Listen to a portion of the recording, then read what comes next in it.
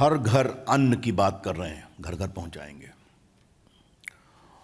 Oxygen तो पहुंचा नहीं सके, मोहल्ला क्लिनिक दवा तो पहुंचा नहीं सकी, अब अनाज की बात कर रहे हैं।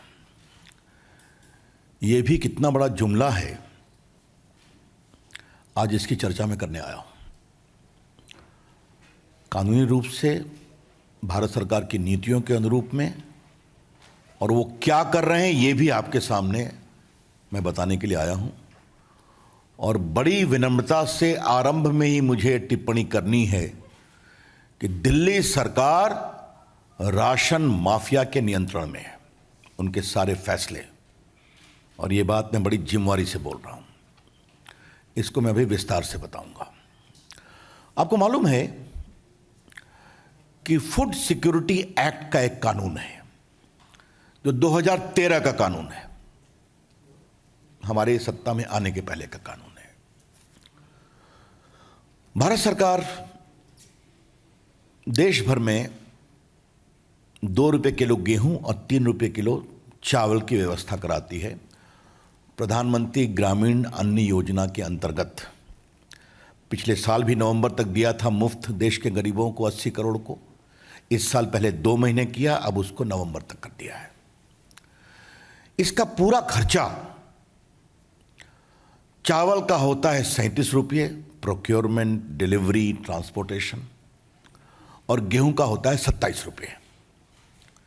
लेकिन भारत सरकार सब्सिडी देकर देश भर के प्रदेशों को देती है राशन शॉप के द्वारा बांटने के लिए। इंपॉर्टेंट समझिए, 2 रुपये किलो गेहूं, 3 रुपये किलो चावल।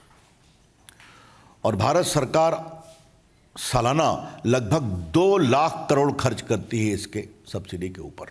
ये आपको जानकारी होनी चाहिए। ये मैंने फूड सिक्योरिटी एक्ट की बात की। ये देखिए, ये है फूड सिक्योरिटी एक्ट 2013।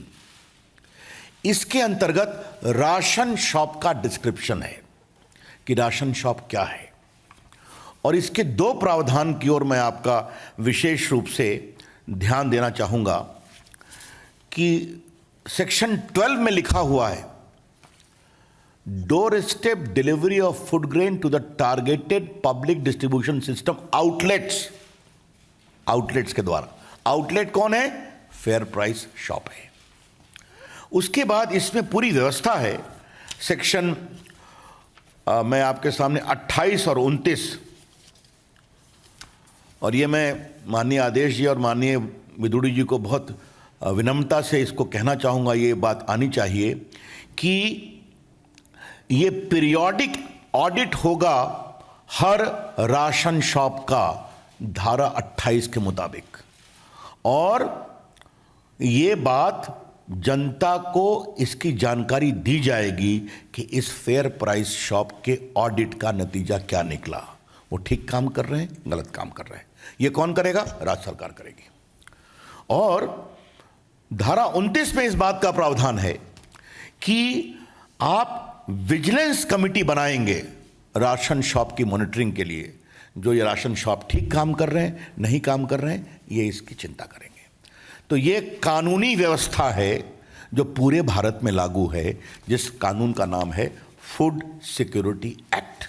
इसलिए मैं देश का कानून मंत्री आज इसका गजट ही लेकर के आया है, जो ये गजट घोषित किया गया था 10 सितंबर 2013 को, मतलब मोदी जी की सरकार के आने के पहले, ताकि किसी को टारगेट करने का आरोप हम पर न लगाया जाए। अब मैं आता हूं one nation one card, one nation one ration card. यह भारत सरकार के द्वारा बहुत महत्वपूर्ण योजना शुरू की गई कि बिहार, यूपी, उत्तराखंड, मध्य प्रदेश, राजस्थान के लोग देश में घूमते हैं मजदूरी में, अब तो दक्षिण भारत के भी घूमते हैं। तो अगर वो गांव पर राशन कार्ड में उसका नाम है तो दिल्ली में नहीं मिलेगा, तो मुंबई में नहीं मिलेगा। तो प्रधानमंत्री जी को ये चिंता जब बताई गई, उन्होंने कहा नहीं, इसका रास्ता निकालो। तब देश में वो मेरे आईटी विभाग ने उसकी चिंता की, वो सिस्टम को प्रोवाइड किया। एक देश एक ration card, one nation one ration card. और मुझे आपको बताते हुए एक हर्ष होता है कि देश के 34 राज्यों और यूटी ने one nation one ration card को अडॉप्ट कर लिया। 34 राज्यों ने, और अभी तक इस पर 28 करोड़ ट्रांजैक्शन हुए हैं। किसके? पोर्टेबल, जो रहते कहीं और हैं, काम करते कहीं और हैं। तो उनको कोई दिक्कत नहीं हुई कि अगर कोई व्यक्ति बिहार का या यूपी का या राजस्थान का, मध्य प्रदेश का, दिल्ली में है, तो आधा परिवार ने अपने गांव में राशन लिया, आधा यहां लिया। यह मतलब होता है one nation one ration card का। भारत के सिर्फ 3 प्रदेशों ने अभी तक one nation one ration card को इंप्लीमेंट नहीं किया है, क्योंकि इसमें आप आधार से जोड़ते हैं। एक बात आपको मैं बता दूं, आधार भी मैं देखता हूं आईटी मंत्री के रूप में, आधार का मतलब क्या होता है? आपकी फिजिकल आइडेंटिटी को कंफर्म करने के लिए आपकी डिजिटल आइडेंटिटी, आपके डिजिटल व्यक्तित्व से आपके निजी व्यक्तित्व की पहचान। और कैसे? आंखों के आइरिस और उंगलियों के निशान या अंगूठे के निशान। और उसकी कहानी यह है कि आप प्लास्टिक सर्जरी से अपना चेहरा बदल सकते हैं, अपना नाम बदल सकते हैं, लेकिन अपने आंख की आइरिस और अंगूठे के निशान नहीं बदल सकते। इसीलिए आधार का लिंकेज का यह फायदा होता है। मुझे आपको बताते हुए पीड़ा हो रही है कि 34 राज्यों ने one nation one ration card को फॉलो किया। 3 प्रदेश नहीं किए हैं। एक आसाम, क्योंकि वहां आधार लेट से शुरू हुआ था, जो उनकी स्थानीय समस्याएं थी नागरिकता को लेकर के इत्यादि। और बाकी 2 प्रदेश, एक का नाम है बंगाल और दूसरे का नाम है दिल्ली। मेरा पहला सवाल यह है श्रीमान अरविंद केजरीवाल से कि आपने one nation one ration card Delhi में क्यों नहीं लागू किया है? इसका जवाब देवो।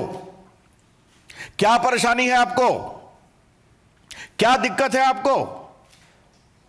बीजेपी की ओर से यह सवाल हम बहुत प्रमुखता से उठा रहे हैं कि अगर देश के 34 राज्य one nation one ration card को फॉलो करने को तैयार हैं, तो ममता जी की बात तो जो है वो होगी। इनको दिल्ली में समस्या क्या है? अगर लोकप्रिय मुख्यमंत्री हैं, घर घर पहुंचने की बात करते हैं, तो क्या दिल्ली में वो बार बार उनकी ओर से प्रवासी मजदूरों के बारे में बड़े पीड़ादायक भावनात्मक चीज़ें उठाई जाती हैं? तो उनको खाना मिले, इसमें कोई दिक्कत क्या है? क्यों नहीं? ये हमारा पहला सवाल है। अब हम आते हैं दिल्ली सरकार के आचरण पर। आचरण की क्या स्थिति है? मैंने पहले बताया कि अब आप राशन कार्ड पर जाएंगे तो पॉस मशीन से आपको ऑथेंटिकेट करना पड़ेगा, तो उससे कोई जाली फरेबी काम नहीं हो सकता। देश भर में लगभग 86% राशन कार्ड अब पॉस मशीन से लिंक हो गए, और कई तो बड़े प्रदेश में 99%, यूपी, एमपी, मेरे प्रांत बिहार में 95% है। बाकी प्रांतों में भी होगा, कुछ कांग्रेसी प्रांतों में भी होगा। अब दिल्ली की कहानी जरा सुनिए आप। दिल्ली में जनवरी 2018 में ई ऑथेंटिकेशन राशन कार्ड पर शुरू किया गया, और आदेश जी और विदुरी जी 4 महीने में इसको रोक दिया गया, अप्रैल 2018 में। इस 4 महीने में क्या हुआ? 4 लाख फर्जी राशन कार्ड पकड़े गए दिल्ली में। मैं फिर कहना चाहता हूं, माननीय केजरीवाल जी, जनवरी 18 में आपने शुरू किया, अच्छा किया। 4 महीने में क्यों रोक दिया? क्या समस्या थी? समस्या यह थी कि 4 लाख फर्जी राशन कार्ड पकड़ लिए गए थे। तो राशन माफिया दिल्ली सरकार पर हावी हो गया, इसको रोको। आदेश जी, विदुड़ी जी, तर्क क्या दिया गया कि टेक्नोलॉजी काम नहीं करती है। तो आपने 4 महीने में 79% ऑथेंटिकेशन कैसे कर लिया भाई, जो 4 महीना हुआ? और अगर टेक्नोलॉजी की समस्या थी तो आईटी विभाग में मुझसे आग्रह करते, भारत सरकार को लिखते। दिल्ली तो भारत की राजधानी है ना। मेघालय में हो रहा है, कश्मीर में हो रहा है, नागालैंड में हो रहा है, अरुणाचल में हो रहा है, जो पहाड़ों में है, हिमाचल में हो रहा है, उत्तराखंड में हो रहा है। यहां क्या परेशानी है आपको? और अगर टेक्नोलॉजी पर हुआ तो एक आध महीने में ठीक हो जाता, शुरू कर देते। अप्रैल 2018 से आज तक आपने ऑथेंटिकेशन पॉस मशीन का दिल्ली के राशन कार्ड की राशन दुकानों में शुरू क्यों नहीं किया? यह दायित्व किसका है? केजरीवाल जी की सरकार का है। तो यह मेरा दूसरा सवाल है। अब मैं आता हूं होम डिलीवरी। यह होम डिलीवरी देखने में बड़ा अच्छा लगता है, लेकिन थोड़ा इसके अंदर जाइए तो इसमें स्कैम के कितने गोते लगेंगे वही समझ में आ जाएगा। और इसको मैं थोड़ा विस्तार से बताना चाहता हूं। आप जब राशन कार्ड की दुकान पर लेते हैं तो वो मोहल्ले में है, घर के बगल में है, और उसका एक वैधानिक दायित्व इस कानून के अंतर्गत है। मतलब आपका विजिलेंस होगा, आपका इंस्पेक्शन होगा, आपका सोशल ऑडिट होगा, कितना माल आया, कितना गया, इसका आपको हिसाब देना पड़ेगा। नहीं देंगे तो आपके खिलाफ कार्रवाई होगी। हमारे स्टेटमेंट में आपको मिलेगा यहां क्या क्या हुआ है। लेकिन अगर आप उठा के घर जाएंगे तो कहां का माल कहां जा रहा है कुछ मालूम होगा क्या? कितना माल बीच से गायब हो रहा है ये कुछ मालूम होगा क्या? मैंने जानने की कोशिश की कि भारतवर्ष में और कहीं हो रहा है क्या? कहा नहीं हो रहा है। सिर्फ एक हमको कहानी मालूम हुई कि संभवतः आंध्र प्रदेश में एक योजना चली कि वो ट्रांसपोर्ट से दुकान से उठाते हैं पॉस मशीन ऑथेंटिकेशन करके, और घर पहुंचा करके जो बचता है उसको दुकान में वापस कर देते हैं, और कहीं कुछ नहीं है। मतलब फेयर प्राइस राशन शॉप की दुकान इसके केंद्र में है। यह कानून की आवश्यकता है ताकि भारत, और केजरीवाल जी पूछते हैं कि मोदी जी ना ये आपका अनाज है ना मेरा अनाज है। केजरीवाल जी ये भारत की जनता का अनाज है जो भारत की जनता के पैसे से खरीदा गया है। तो ये ईमानदारी से बिके, टेक्नोलॉजी के माध्यम से बिके, ये इसकी आवश्यकता है। अब आपको हम एक और रोचक इसमें जो बहुत पीड़ादायक है, और मैं अपने दोनों नेताओं को जरूर कहूंगा कि भारत सरकार की ओर से उनसे पूछा गया कि कृपया करके आप बताएंगे कि आपने शेड्यूल कास्ट और शेड्यूल ट्राइब को क्या प्राथमिकता दी है।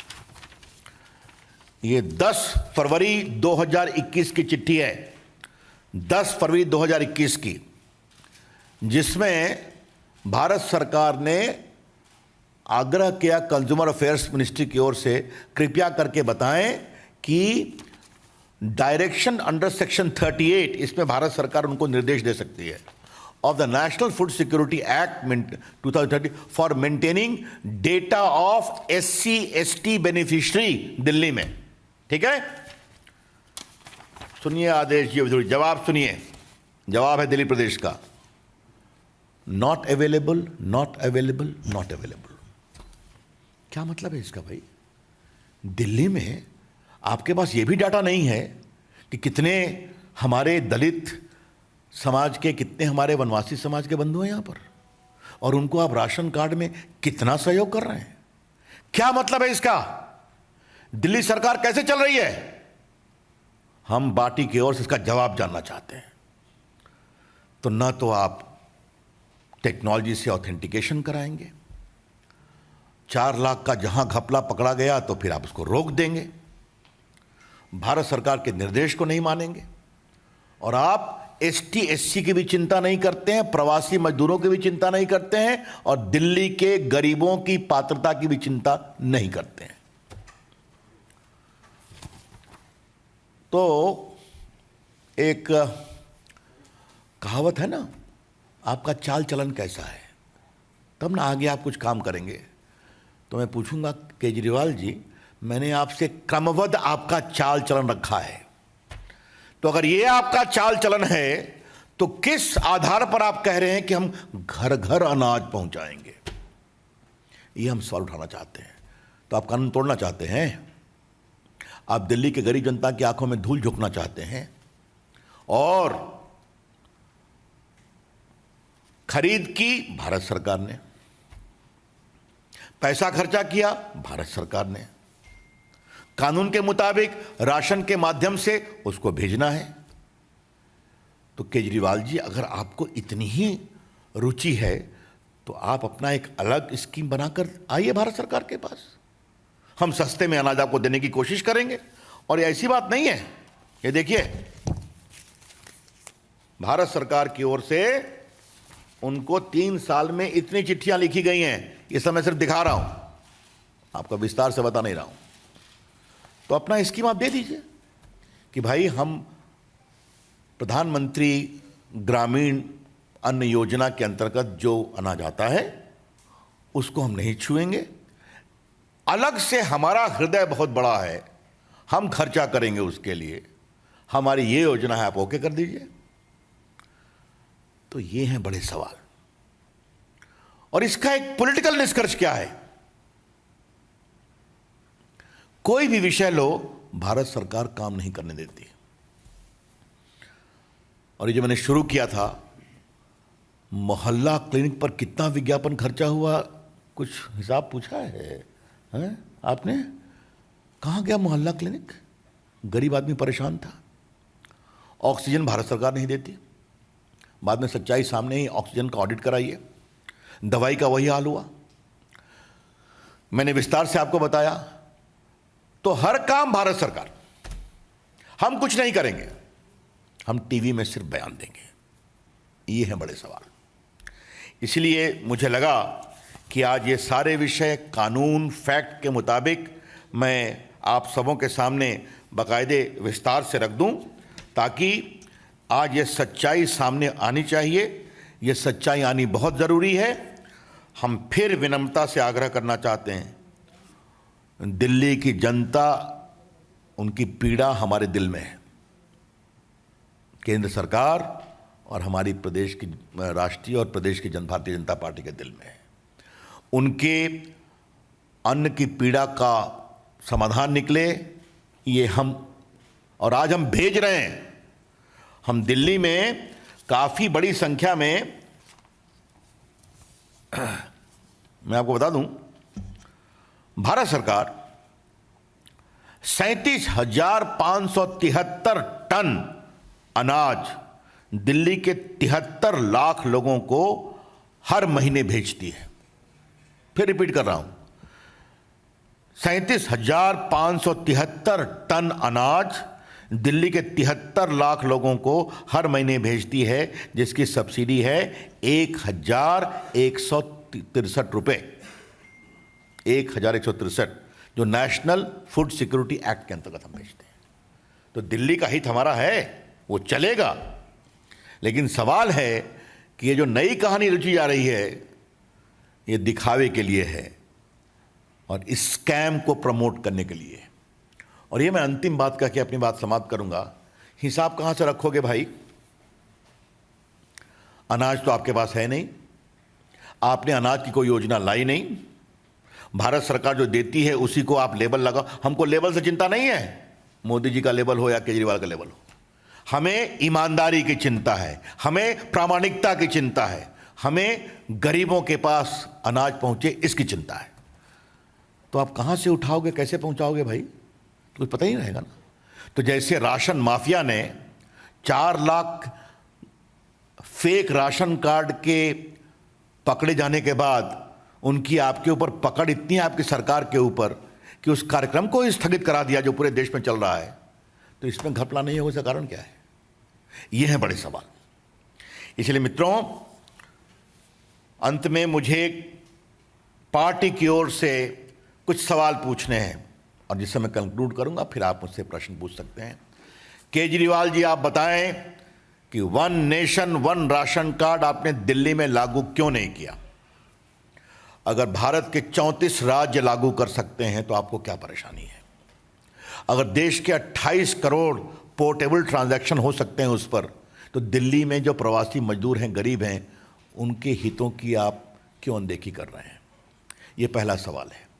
दूसरा सवाल, आप अपने राशन की दुकानों पर ई पॉस मशीन से ऑथेंटिकेशन कब शुरू करेंगे? जो 2018 के अप्रैल में आपने समाप्त किया, अभी तक समाप्त कर रखा है।